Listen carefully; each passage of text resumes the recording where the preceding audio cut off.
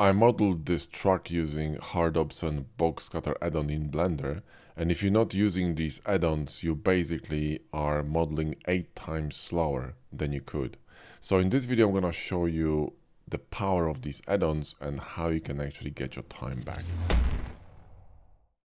So let me show you the difference between vanilla speed and actually the power of Hardop's and Boxcutter. So in Blender 5.0, and I'm going to first show you a few operations that, basic ones that you're going to be performing when you model in Blender. So we're going to grab a cube and we're going to go here to modifiers and we're going to add a modifier. So let's go to generate and bevel. And we're going to increase number of segments to 3 and lower this width a bit, right? And now we need to fix the shading. So let's go to right click and shade auto smooth, which is going to add smooth by angle modifier. But you see we still have shading problem. So we need to go here and add another modifier, which is called weighted normal modifier. And we need to move this modifier underneath the smooth by angle to fix the problem with bevels. You will see the difference when I'm going to move it on the bevel shading. So watch this. If I'm going to move it down, our shading going to get fixed. Boom. You see that? Watch this. Right? So I have to unpin it manually and move this weighted normal modifier below that, right? Next thing we need to do, we need to go here and change the miter outer from sharp to arc, which is going to help us to shade corners in cutouts a bit better. I'll show you later what I mean. And lastly, we're going to turn on this keep sharp, which is going to flex all the faces properly. So that's all the operations you need to go through in order to adjust bevel to a cube. Now let me show you how quickly you can do this using Hardop's and Boxcutter. So we're going to add a cube. I'm going to add a bevel, so Q, add a bevel. And I'm going to press Q and Alt click on sharpen to add weighted normals, and I'm done. So literally, 2-3 clicks and you're finished. And everything is sorted. Both of these modifiers are actually pinned. And this one is created by Hardop's automatically.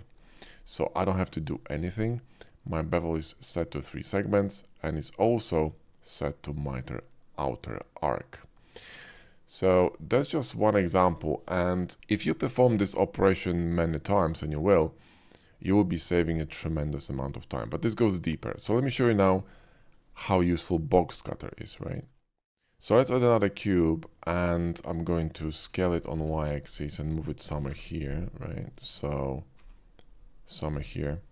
And then I need to enable an extension that's called Bool tool, right? So you're gonna see it here, Bool tool, but you enable it in here. So if you don't have it, enable it. This will allow you to use shortcuts with the keyboard, with a numpad, to cut and use booleans, right? So shift click here, control minus on the numpad, and you see this added a boolean. Now we have a problem because the boolean was added at the bottom of the stack. So you see it's causing issues with our bevel. And what we need to do, we need to move this boolean on top here. So, we first cutting the mesh, then we're running the bevel, then we're running the smooth by angle, and then weighted normals. Now we do have a bit of a shading problem here with the bevel. What you could do is either ignore sharpness here, so enable this, or disable this one. But I would rather you enable this one because the shading is going to be better on flat faces. Now, Bool tool add-on will create this Boolean cutters collection, which is great. So you're going to be able to, kind of hide it, but you will need to still hide this cutter manually. So it's a bit annoying. But anyway, that's basically, how it works. So now if I wanted to add a, mirror on top of this, I'm going to generate a mirror, right? Which is going to collapse my boolean because by default we're mirroring from left to right in this case. So what I would need to do is actually bisect it and move this mirror on top of smooth by angle to fix the shading problems, right? So shading issues. And we still have a bit of an issue here with auto smooth. I might actually bump it up to 60 to fix this problem here on the side. And that's another operation you have to perform. So let's go back here to hard ops and run this in here. First of all, our smooth by angle is by default at 60 and our bevel is at 30. This is why we don't have this problem that we had here with this artifact on the bevel. Yeah, see that? That's an issue, right? So that's number one. Secondly, watch how quickly I can cut this cube using a Boolean just through Boxcutter. So by default, if I go to D menu, which is a main Boxcutter menu, you will see that the Boolean is set automatically to cut, which is a Boolean cut, difference cut, and set to box. So if I draw a cutter like this, I don't have to add any cubes. I just draw a cutter and I release it and I'm done. And if I want to mirror this, I press Alt X and I mirror it and I'm done. And that's how easy it is. And all the modifiers are being sorted automatically. I don't have to move the Boolean anywhere. I don't have to move the mirror anywhere. Everything is done automatically for me because hard ops will basically auto sort all these modifiers for you. Now this is just scratching the surface. We're going to go into other tools in a minute. But if you really want to master these two add-ons, I would highly recommend grabbing our course, The Ultimate Guide to Hard Ops and Boxcutter 2.0, since this is the best and the most complete source of knowledge on these two add-ons on internet, and it's even better than the documentation, which is at the moment heavily outdated. In this course, I will show you everything you need to know about all the tools, all the bars here for hard ops, all the menu here options for Boxcutter, which is quite a lot of them. So we talk about all the tools, all the menus, all the advanced options. There's a modeling section where we're going to be modeling this truck I showed you at the beginning. So the course is fantastic and it covers literally everything you need to know. Once you go through it, you're going to be super efficient with your modeling hard surface in Blender.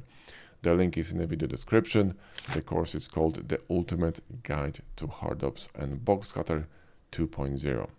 Now going back to our video, so let me show you some more stuff because it's quite interesting, right? If I wanted to, for example, let's say grab this cube here and, or actually let's grab a new one. And I wanted to create a panel. So go to tab, press 3 for faces, grab these two. Let's actually bevel this one and then add shade smooth by angle and grab these faces here, and then we're going to Shift D this to duplicate it, right click, then P, so we have to separate it from the other cubes. Now there are two different objects, right? And then we're going to grab this one and we're going to add a solidification modifier so we can solidify it outside, right? So now we have a panel on top of the cube. Quite a few operations, right? So watch what's going to happen if I'm going to switch to hard ops and Boxcutter, right? So with hard ops, this is really easy. We're going to just, create a bevel here. And I'm going to just go to Control Sharpen to add auto smooth. And I'm going to grab this one, Q, shift click on curve extract, and I'm done. That's how easy it is, okay? Another really cool operation you can do is ripping off pipes out of your shape. So let's say you wanted to create a pipe that runs, let's say around this shape here. It's really easy. You press Q, you go to curve extract, press S to smooth it, and you're done. That's it. And you can readjust it anytime you want. You can even revert it back to an edge. So press X and then apply this and then Control A and visual geometry to mesh. And now I have an edge running on top of my mesh, which I can further, model to expand on this pipe. So now I can just go back here, go to mesh tools, curve extract, and I'm back in a pipe mode, which is really cool. Another amazing tool with Boxcutter would be recovering cutters. So let's say that you have a few cutters running on this mesh. So we're gonna grab a cube, scale it, and move it somewhere here, right? And I'm going to duplicate it here and here, okay? And I'm going to use all these cubes to, cut this main cube, right? So cut this one, and I'm going to cut this one, right? Now, if I press Alt-H to recover all the cutters are going to be recovered. So if I'm going to hide my cutters, right? I'm going to hide them. In order to recover a specific cutter, I will need to, recover all of them, which is really, really annoying, right? So you press Alt-H, now you have to find a cutter and then use it and, adjust it. Now, Boxcutter goes a step further. So if I'm going to run a cut here, right? And a cut here, and a cut here, right? And I want to recover one of these cutters, I can just press Q and F scroll and scroll through them.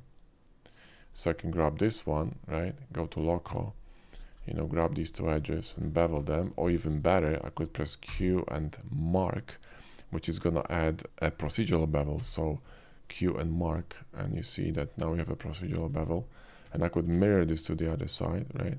And now what I can do, I can adjust this bevel just from a bevel, option. So go back, and you have a, procedural bevel. Another way you can do this is by simply adding bevel on top of a Boolean. So when you're cutting, before you finish the cut, you see on the bottom you have a lot of options. You can press B and add a bevel here. That's going to be a procedural. So when I'm going to be, manipulating with this bevel, I can adjust it anytime I want before I apply the cutter. So this is not an advantage of using these two add-ons over vanilla Blender, because here you either have to do this manually, so you can just, go to Edge and, and bevel this manually. But the issue is this bevel gonna be baked in, so you can't really adjust it. Or you could add a bevel modifier to the whole cube, right? And then you could simply, limit this bevel to this one edge using this vertex group exclusion. But it takes a lot of time and it's really annoying, and you're gonna have to do it for every single edge you want to, bevel procedurally. So it just slows you down by a lot. The fantastic thing about all these menus, like for example, the hard ups menu, you may think it's, quite extensive and could be intimidating, but it's really easy to understand because this menu kind of guide you through the most logical choices that you might be making.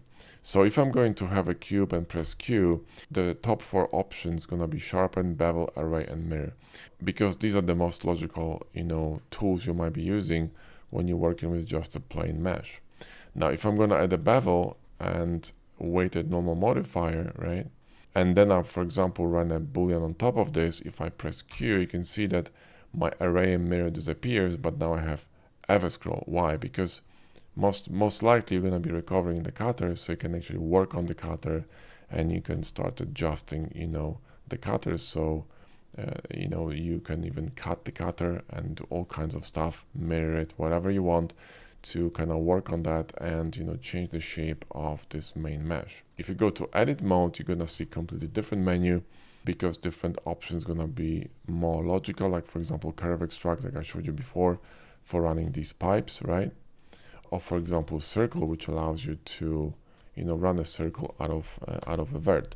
So if I'm gonna have these two edges, crossing over here in the middle, I can go to Q and circle, and I can create a circle, and then edit it, extrude it, whatever the hell I want to do. This circle, by the way, option is fantastic for when you're working in sub D. And some people think that, hard ups and Boxcutter are just good for working with n-gons and booleans, which is absolute nonsense. We have a sub D course which teaches you how to work with sub D effectively using add-on workflow. So if people tell you that these two add-ons cannot be used for subdivision modeling, they have no idea what they're talking about. They simply don't know the add-ons. So that's it for the video, and if you wanted to see me modeling using these two add-ons in practice, then check out this YouTube video in which I'm going to be creating this cool concept design step by step, so you can actually see how these add-ons work in action. Thanks for watching. I'll see you in the next one.